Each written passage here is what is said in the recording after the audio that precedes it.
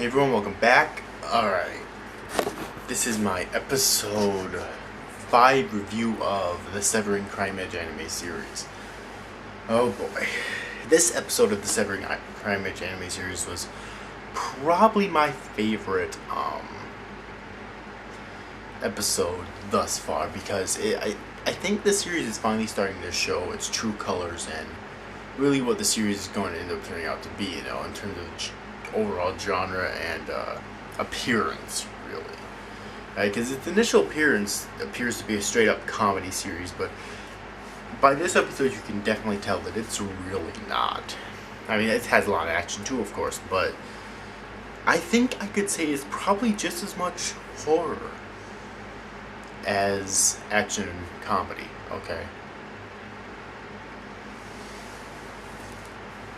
But because what was happening to EY in this episode was just stunning, really. I mean, she's a little girl, alright, and then she's having all these freaking zombie-like students chasing after her, from what it looked like, trying to fucking rape her, which, it's pretty deep shit right there, and I still don't understand what was going on. That was like at the very end of the episode.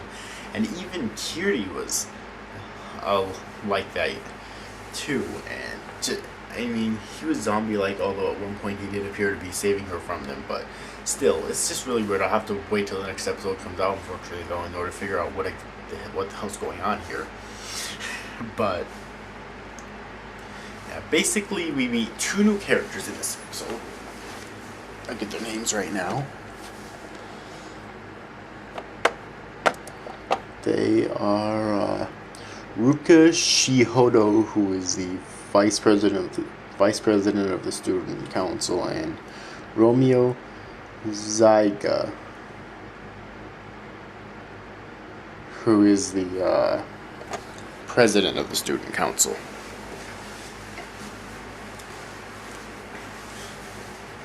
Alright, and when Romeo and Ruka is first introduced, Romeo is actually one of the authors. He has a whip, which is his killing goods, and he explains to Ruka about that one of his ancestors actually used that whip to imprison people and starve them to death.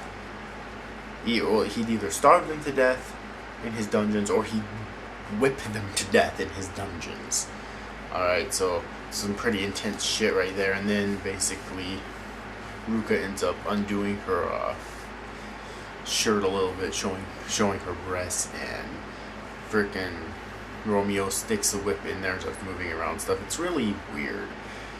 And then he just starts whipping her and stuff. It's not on screen, obviously, because this isn't turning into a fucking hentai, obviously, but still, it's a pretty weird shit.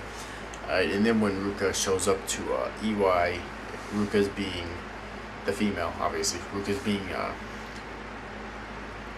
vice president. She's being harassed by these men who claim that they love her, claim that, that Romeo, the president of the student council, is no good, that he doesn't really love her.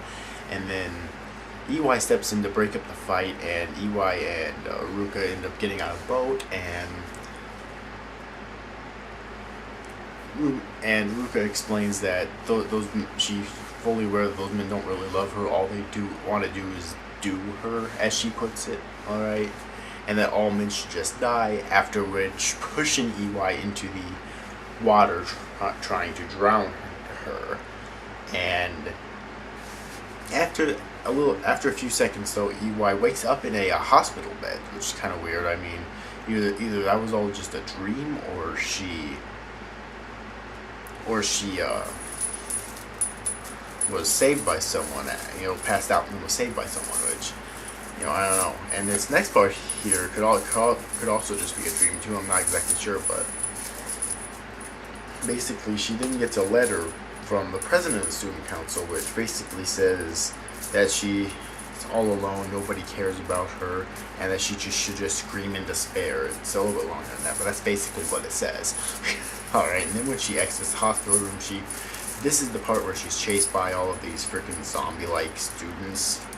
Alright, I think they're high schoolers. Alright. And alright, so she runs away from him, and then she meets up with Kiri, who is also on the. It seems like he's zombie, like he's attacking her, grabbing her hair viciously and whatnot. So he runs away from all of them, and then is caught, and it looks like they're about to fucking rape her. But she seems to have been saved by Kiri, but she still tries to get away. And that basically ends this episode. So, yeah, a lot of shit went down this episode. That final bit, though, was really where this episode got off. Because there was a little bit extra in this episode, bits and pieces of less important shit, but the final bit of this episode is really where it took off, because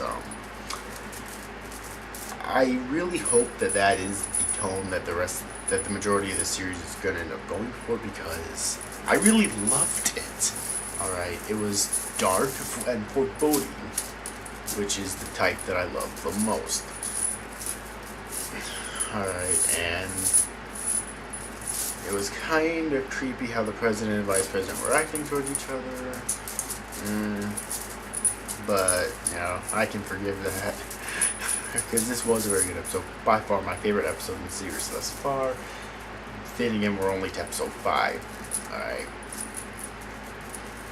Anyways, though, that just about does it for this review, though. Really good episode. Really good 5th episode. I really enjoyed it. So, yeah, so that's you guys for watching. Bye-bye.